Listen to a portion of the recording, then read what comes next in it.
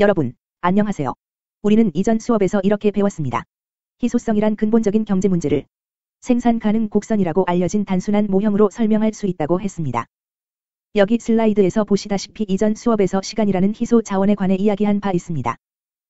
그리고 여러분이 하루 중 깨어있는 16시간의 희소한 시간을 어떻게 일과 놀이 사이에서 배정해야 하는지를 논의했습니다. 오늘 우리가 주목하려는 것은 현실 세계에 존재하는 희소 자원들입니다. 물론 시간은 희소 자원이지만 다른 것들도 마찬가지입니다. 재화와 서비스 생산에 필요한 토지와 노동력도 희소 자원이고 재화와 서비스 생산에 필요한 자본과 기술도 희소 자원입니다. 우리는 가상의 국가를 사례로 살펴보겠습니다.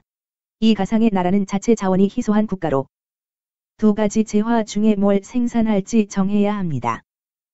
하지만 그에 앞서 이번 주제와 관련해 앞선 수업에서 다뤘던 일부 내용을 짚고 넘어가겠습니다. 유의할 점은 이 경우는 16시간 내에서 일하고 놀기의 경우입니다. 보시다시피 일하기 내 시간을 포기합니다. 그러면 내 시간에 놀이 시간이 확보됩니다. C 지점에서 이 지점으로 이동할 때 우리는 내 시간에 놀이 시간을 얻고 내 시간에 일하는 시간을 포기합니다. 이 직선 형태의 생산 가능 곡선에서 짚고 넘어갈 것은 기회비용이 항상 불변이라는 겁니다. 다시 말해, 1시간의 일은 항상 1시간의 놀이와 같습니다. 이 경우 그 점이 자명하게 관찰됩니다. 물론 일하는 시간을 포기할 때는 여러분이 놀 수 있는 추가 시간이 주어집니다. 그러나 모든 경우가 꼭 그렇지만은 않습니다. 특정 재화의 소비와 생산 또는 활동을 확대할 때 따르는 기회비용이 항상 일정하게 유지되는 것은 아닙니다. 우리가 더 많이 생산하고 싶은 재화를 더 많이 생산하기 위해 필요한 자원은 우리가 생산을 포기하게 되는 재화 생산에 필요한 자원과 정확하게 일치하지 않습니다.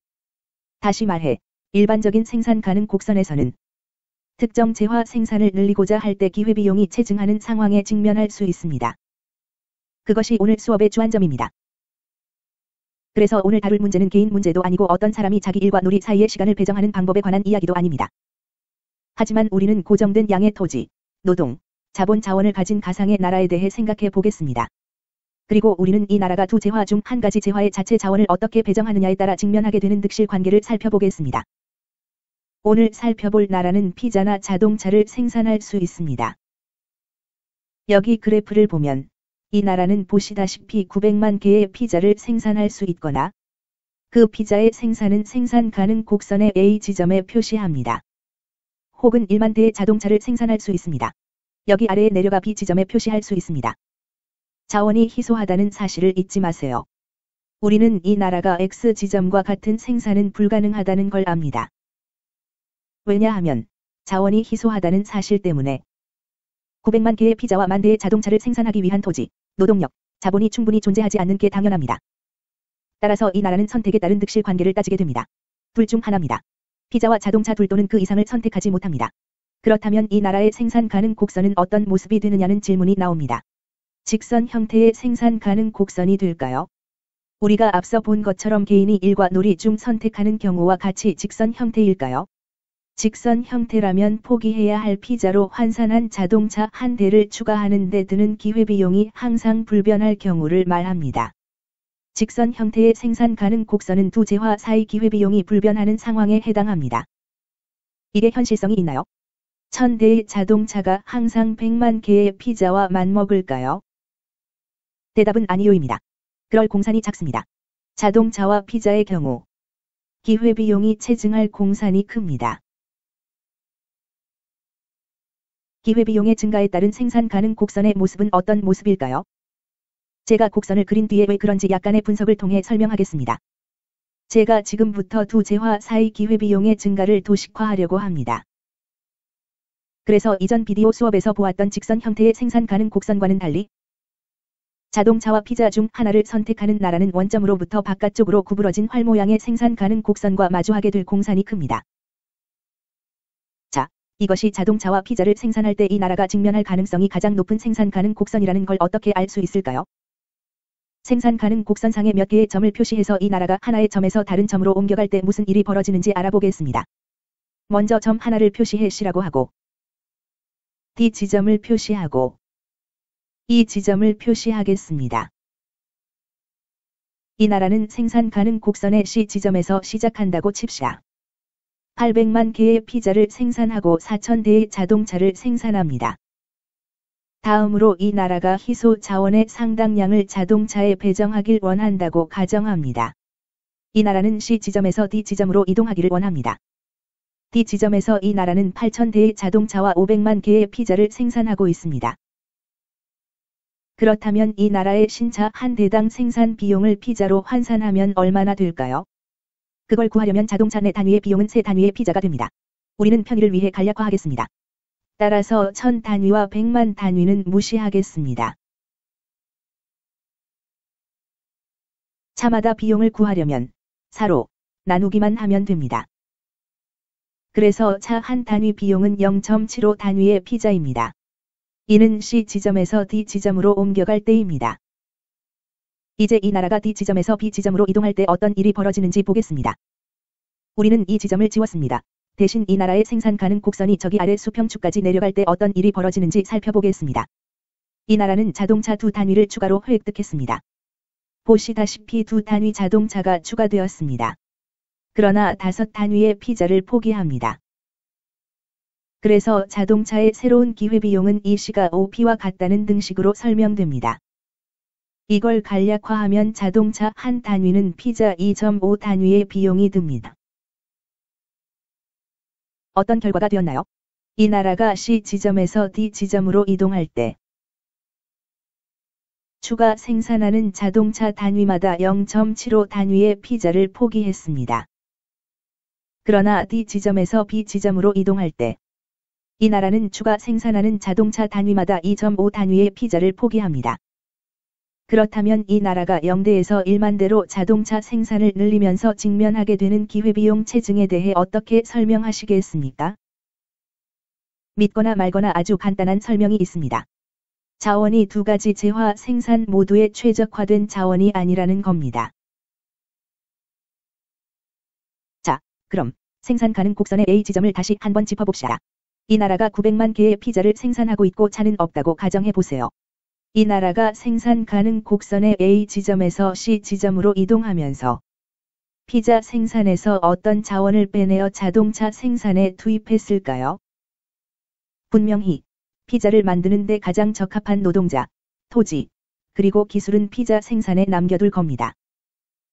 그러나 피자 생산에 그다지 이상적이지 않은 자원은 자동차 생산에 배정할 겁니다.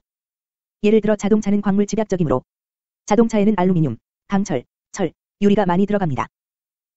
따라서 피자를 만드는 데 필요한 모든 것들, 예로 토마토, 밀을 재배하거나 치즈를 생산하기 위한 소를 양육하는 데 적합하지 않지만 채광 용도에 적합한 토지는 우선 채광에 사용될 겁니다.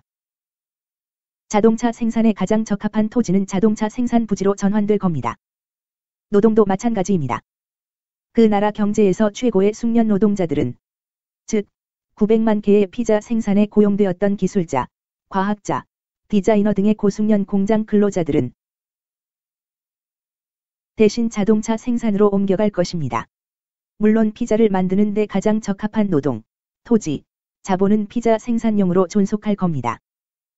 경제가 A 지점에서 C 지점으로 옮겨감에 따라 첫 4,000대의 자동차 생산에 따른 기회비용은 매우 낮습니다. 사실 보시다시피 이 나라는 단지 피자 한 단위를 포기하고 4단위의 자동차를 챙깁니다. 경제가 A 지점에서 C 지점으로 이동함에 따라 기회비용은 자동차 4단위가 피자 한 단위와 같으므로 자동차 한 단위의 기회비용은 피자 0.25 단위에 불과합니다.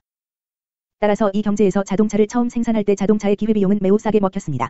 왜냐하면 자동차 생산에 가장 적합한 자원이 자동차 생산에 배정되었기 때문입니다. 반면에 피자 생산에 가장 적합한 자원은 피자 생산에 남아 있습니다. 물론 생산 가능 곡선을 따라 움직일 때 A 지점에서 C 지점으로 그리고 C 지점에서 D 지점으로 그리고 D 지점에서 B 지점으로 자동차를 만드는 데 가장 적합한 자원이 가면 갈수록 점점 더 희소해지고 있습니다. 궁극적으로 경제가 여기 아래의 B 지점일 때는 자동차만 생산하므로 피자를 만드는 데 가장 적합한 자원조차도 자동차 생산에 배정되어야 할 것입니다. 그래서 이 시점에는 피자 뒤집기에만 능숙한 사람들과 밀과 토마토를 재배하고 치즈를 생산할 축산업에 능숙한 농부들도 자동차 공장에서 일하고 있습니다. 그들은 매우 비생산적일 겁니다. 얼마나 많은 피자를 포기해야 할지로 환산한 기회비용이 매우 큽니다. 그럼 오늘 살펴본 내용을 복습해 보겠습니다. 소위 기회비용이 불변하는 생산 가능 곡선을 비교했습니다. 여기서 보았다시피 16시간 일하기와 놀기 사이의 득실 관계를 살펴보았습니다. 우리는 1시간의 놀이가 항상 1시간의 일과 같다는 것을 알 수 있습니다. 반대로 한 국가가 토지, 노동, 자본을 이용할 때 직면하게 되는 득실 관계를 설명하기 위해 보다 현실적인 생산 가능 곡선을 검토할 때 우리는 원점에서 바깥쪽으로 휘어지는 생산 가능 곡선을 주목하게 됩니다. 이것은 한 재화의 생산량이 0에서 최대 수량으로 증가하면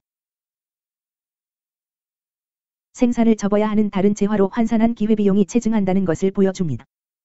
그 이유는 생산되는 두 재화 사이에서 자원을 완벽하게 상호 변통할 수 없기 때문입니다. 우리가 처음 자동차를 생산하기 시작할 때 자동차 생산에 가장 적합한 자원이 사용될 것이고 반면에 피자 생산에 가장 적합한 자원은 피자 생산에 사용되도록 존속되었습니다. 그러나 자동차의 산출량이 시간이 지날수록 증가함에 따라 점점 더 많은 피자 제조업자와 농경지가 자동차 생산에 사용되어야 할 겁니다. 이것이 기회비용 체증의 법칙입니다. 이 법칙은 말합니다. 여러분이 특정 재화를 더 많이 생산할수록 그 재화의 추가 단위 생산 비용, 즉 한계 생산비가 갈수록 증가합니다. 왜냐하면 그 재화를 생산하는 데 필요한 자원이 갈수록 희소해지기 때문입니다. 따라서 비용이 더 많이 듭니다. 여러분도 이제 아시겠지만 생산하는 두 재화가 동종이거나 같은 자원이 필요할 때는 생산 가능 곡선이 직선이 될 수 있으며 그렇지 않고 두 재화 생산에 필요한 자원이 상이할 경우는 원점에서 바깥쪽으로 구부러진 활 모양이 될 수 있습니다. 후자가 실제 세계에서는 더 현실적입니다. 따라서 한 가지 재화 생산에 따른 기회비용은 그 재화의 생산량이 증가할수록 체증합니다.